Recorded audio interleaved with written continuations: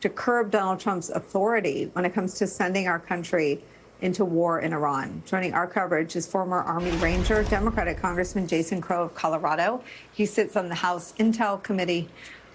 Michael Crowley and Ned Price are with us as well. Congressman, tell me the state of your access to information, either intelligence or from the military, about the announcement Donald Trump made to the country at large on Saturday night. Well, Nicole, I sit on the House Intelligence Committee, so I have access to a lot of information about what our government is doing and what it knows. And what I can tell you is I haven't seen any information at no point in the last year that would show an imminent risk of attack to Americans or U.S. facilities that would trigger the authority of the president to conduct a unilateral, non-congressionally authorized strike against Iran. I haven't seen it. So if they have it, I would love for them to show it to us. They canceled the briefings. They haven't engaged us. But this is not just a debate about process. And this is important for America to realize that we're not having a process debate. Why this is important is because when we stop having public discussions about use of force and military action, when we stop debating it, when Congress stops voting on it, what you end up with is a 20-year-long war that cost Americans $3 trillion, 6,000 American lives, an incalculable amount of U.S. credibility. We've been here recently. We've done that. It's time for this madness to end. There's no appetite in America for another engagement like this in the Middle East.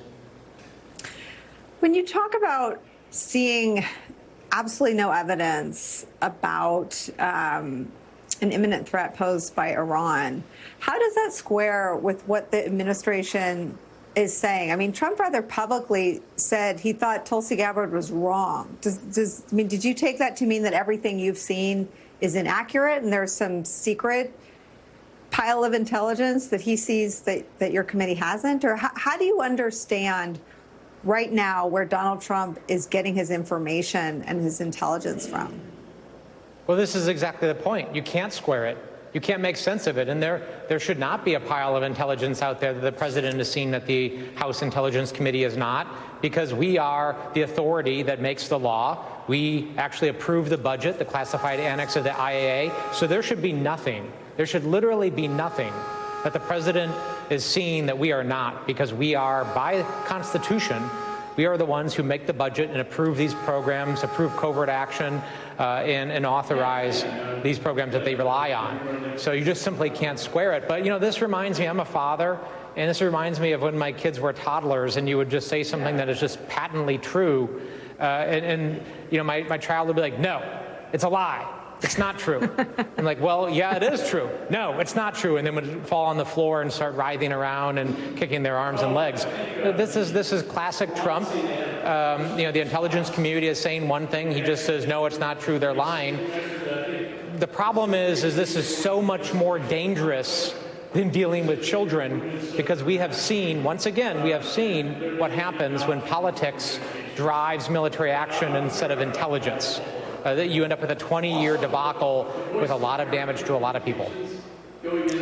You see the strain on at least two agencies already. You see his chairman of the Joint Chiefs, General Kane, not matching Trump's language about, quote, total obliteration, language that his White House press secretary, Carolyn Leavitt, doubles down on in reporting in the New York Times about, quote, total obliteration. Chairman Kane did not use that language, was much more circumspect, hewed to what is known, the facts that are available. And you see, as we've been discussing, that Tulsi Gabbard, his DNI, did not reach the same conclusion. What does that mean underneath those leaders? What is happening inside those two institutions, the Pentagon and the intelligence agencies? Well, what's happening is what's been happening for over 6 months now, is nobody's at the wheel. Right? Most of the senior leadership at the Department of Defense has resigned in protest to Pete Hegseth. You have a grossly abused person, a DNI, politicizing intelligence already at the CIA and within our intelligence community. And then you have, a White House press secretary that's trying to gaslight America by saying, hey, we all know what happens when you drop a bunch of 30,000-pound bombs. Obviously, it was obliterated. Well, here's a history lesson for you. Over 60 years ago, the United States built a bomb-proof complex called Cheyenne Mountain. A lot of people have heard of it. It was the complex that houses NORAD. It's in Colorado, just a little bit south of my district. Over 60 years ago, we built a complex, a command and control center that actually could withstand a nuclear blast. Don't you think that in that 60 years, the technology still exists? Maybe would be a little bit more advanced, so you could build a complex that could withstand some big bombs? Obviously, you can't.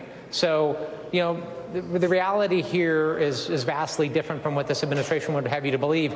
You simply cannot bomb your way out of this. And here's the final point. Ultimately, we will solve this. Iran is a dangerous and malignant regime. There's no doubt about that, and cannot be allowed to have a nuclear weapon. But to prevent that from happening, we need something that is permanent and verifiable. And that has to be a deal with inspections. A deal not dissimilar from what Donald Trump ripped up in 2018 under his first administration. There is no way you're ever going to bomb your way out of it, because that is not permanent and it's not verifiable.